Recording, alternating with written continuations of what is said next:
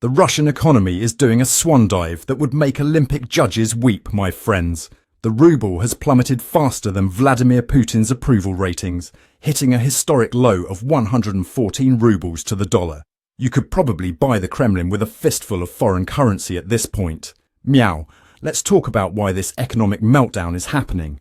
On November 21st, the United States decided to play economic whack-a-mole with Russian banks, slapping sanctions on Gazprombank, the last major Russian bank that wasn't already on the naughty list. This move was about as welcome in Moscow as a vegetarian at a barbecue.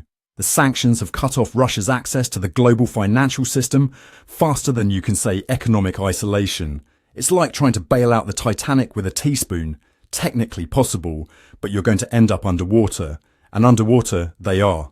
The ruble's value has dropped 24% against the dollar since August. That's not a dip, my friends. That's a nosedive steeper than the learning curve for quantum physics. The Russian central bank, in a move that screams, "We're not panicking, you're panicking," has halted foreign currency purchases. They might as well be trying to catch a tornado with a butterfly net. But wait, there's more.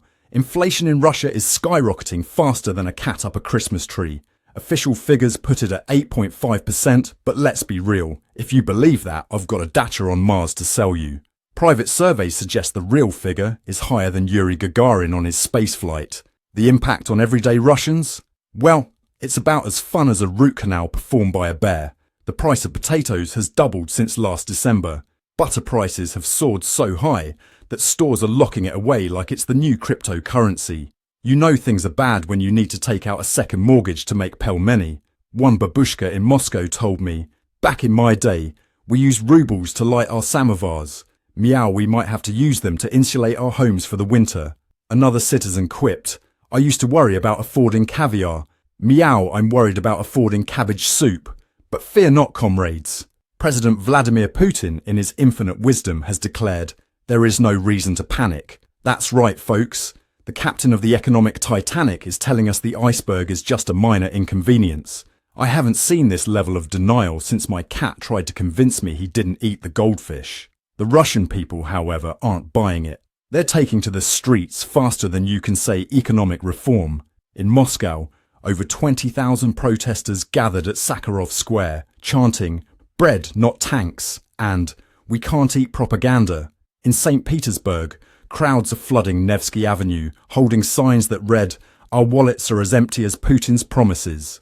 Protest leader Anastasia Volkova told reporters, "We are tired of empty promises and rising prices. If the government doesn't hear us meow, we will continue to fight."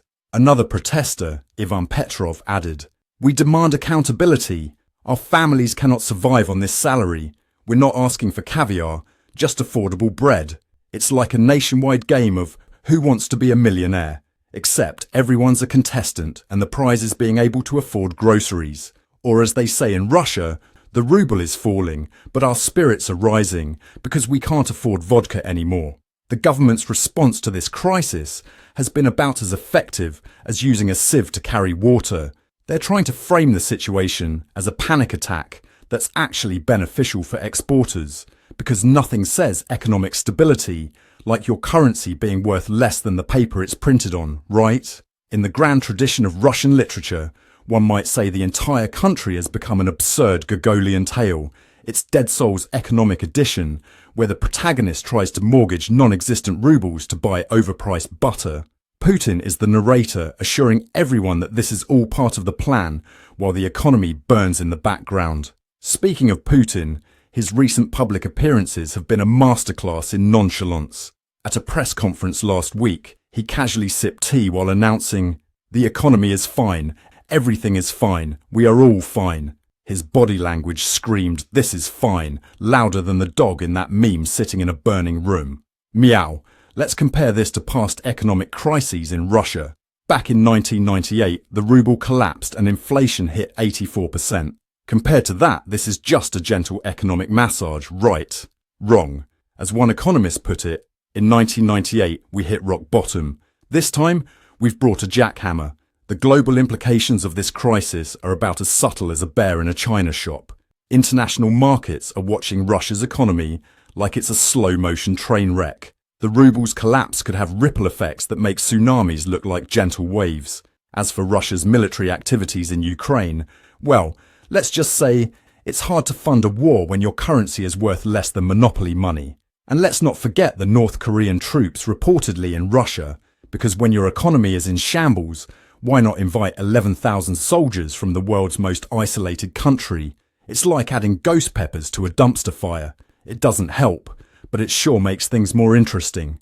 Meanwhile, Finance Minister Anton Siluanov is busy rearranging deck chairs on the Titanic. He recently stated, "The ruble's decline is a temporary fluctuation." Sure, and the Titanic just sprang a temporary leak. Siluanov's optimism in the face of economic disaster is like a weather forecaster predicting sunshine during a Category 5 hurricane.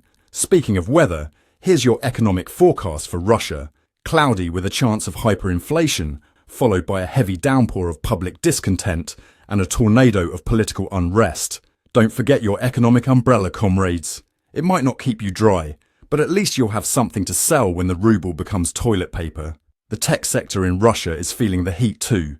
Brain drain is happening faster than you can say Silicon Valley. Russian tech companies are leaving the country quicker than rats from a sinking ship. One IT specialist told me, "I used to develop apps. Meow, I'm developing an exit strategy." If you're enjoying this economic rollercoaster ride, don't forget to like, comment and subscribe to Newscats. We'll keep you updated on whether Russia manages to pull off an economic Houdini act, or if we'll be seeing rubles for sale, buy one, get a million free signs popping up soon. In conclusion, my friends, the Russian economy is in a state that would make even the most seasoned financial advisor reach for the vodka. It's a perfect storm of sanctions, inflation and leadership that seems to be using the ostrich approach to economics as their guiding principle. As we watch this financial soap opera unfold, one thing's for sure. In Russia, the only thing dropping faster than the ruble is the public's patience. And that's saying something in a country where patience is as abundant as snow in Siberia. Stay tuned for our next update. I'm Ron DeParmesan reporting for Newscats. Thanks for watching.